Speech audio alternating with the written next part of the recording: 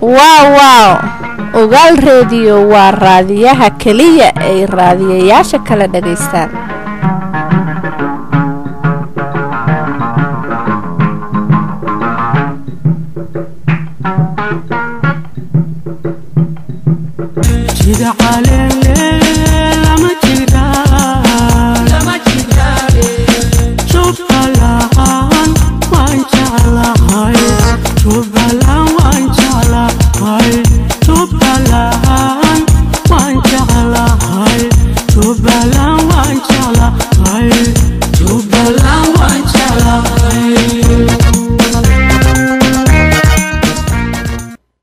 waxaan qadka teleefanka ku tiigsanay Colonel Axmed Maxamed Sheekh oo lagu naanaysa Axmed Caato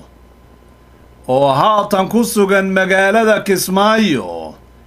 ahna guddiga xiriirka jaaliyadaha dibadda iyo wacyigelinta bulshada ee maamulka ku meel gaarka ee Jubbaland State. waa marka hore mudane Axmed Caato ku soo dhawow idaacadan Radio Ogaal.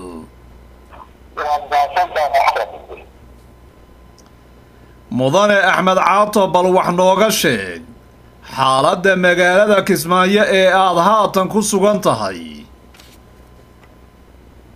xaaladda guud ee magaalada Kismaayo aad iyo wanaagsan tahay, jawiga shacab ay leedahay, magaalada waxaa weeyaan dadkii aad u badan ayaa ka jirta. maamulka ka taliya magaalada Kismaayo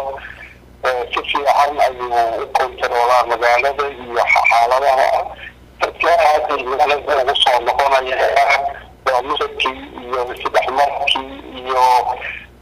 si fiican ayuu u wanaagsan yahay. aad baan ugu xaytaa magaalada Kismaayo marka aad joogto kasta oo ka muuqda magaalada lalaatayka aad u fara badan oo guryaha iyo aska dareemaysa wadooyinka xaaladda aad u fiican. mudane Axmed Caato shirkii maamul samaynta Jubbaland State ee qabsoomi lahaa berrito oo bisha February ay tahay 23 sanadkan 2013 maxaa iska bedelay? ayaa loo dhigay duruufo yaryar awood ayagoo arrimo badan cadaadisan meelo badan oo jiray hase ahaatee ergooyinkii ka imaan lahaa gobolada Gedo ayaa hakad geliyey. arrintaa awgeed muhiimadda ugu weyn ee shirka lagu jiray muddo aqoon oo 2 ilaa 3 beri ah si ay ugu yimaadaan nimankii saxaxayaasha ee gobolka Gedo oo xoogaa caqabado badan kaga yimaadeen dowladda federaalka ah oo diyaaradihii aadi lahaayeen iyo hawlo kale oo badan kaga yimid. sidaa awgeed waa la hakiyey 2 beri oo 3 beri kadacdana dib loogu fidoonaa. mudane Axmed Caato bal wax nooga sheeg ergooyinka shirka ka qaybgalaya iyo xaaladooda. كنت شدة الجمعية وطلبية أساسية وخارية شدة حقول إلى شنبه وإرجوك صاروتا يعني هو ذي شد الله يسوي حتى وحاولوا جراها وآد يوبش خوتين كلابيتي وضياشي دخلك من أي صوح ولاد إرجوكي وكسو ولاد بغير هذا. marka arrimaha hadda Gedo ay ku maqalayeen ay duqoontii iyo arrimahaas ayaa weeyay gobolada Jubbada Dhexe iyo Jubbada Hoose aad ay ugu mashquulsan yihiin. kulli wada garanaysa marka wax waqtigeeda isjiid badan ayaa jira aad bay u saacaday hadda inay mardo waqtiga dadka qaarkii ergooyinkooda way soo xareen qaarna weli way ku maqan yihiin inkastoo gobolada qaarkood ergooyinkooda aan la keeni karin oo weli haysto. marka xaaladda guud ee ergooyinka aad ay u fiican tahay intooda badan way ku heshiiyeen ergooyinka sida loo qaybsan lahaa. mudane Axmed Caato warar ayaa waxay sheegayaan in Generaal Cali Madoobe maanta lagu dilay magaalada Kismaayo.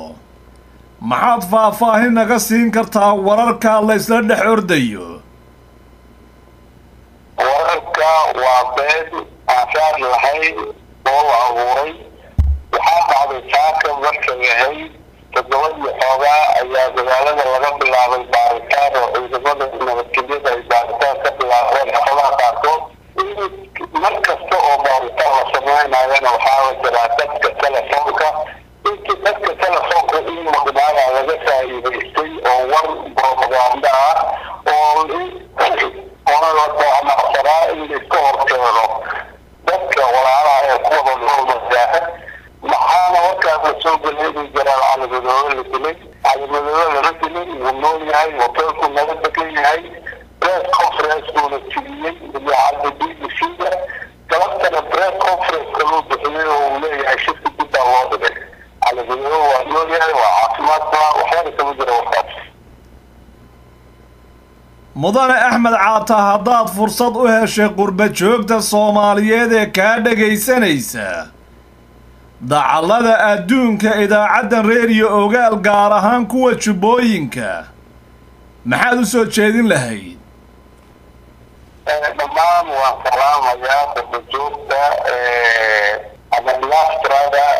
soomaaliyeed especially kuwa kasoo jeedaan jubbaland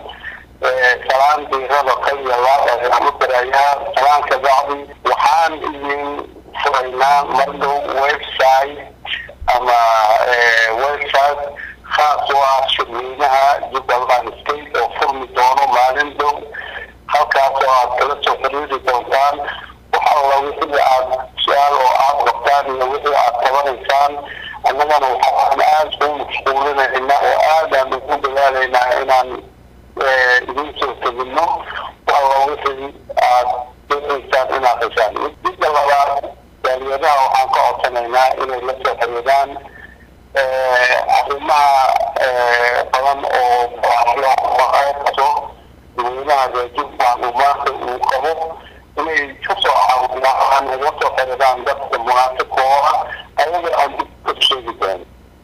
aad iyo aad ayaad u mahadsan tahay korneel axmed maxamed sheekh oo lagu naanaysa axmed caato oo ka mida guddiga xidhiirka jaaliyadaha dibadda iyo wacyigelinta bulshada ee maamulka ku-meelgaarka ee jubbaland state oo aan khadka teleefanka ku waraysanayay asagoo ku sugan magaalada kismaayo waraysigana waxaa qaaday anigoo ah حسن عبد الله عمر كاراتيه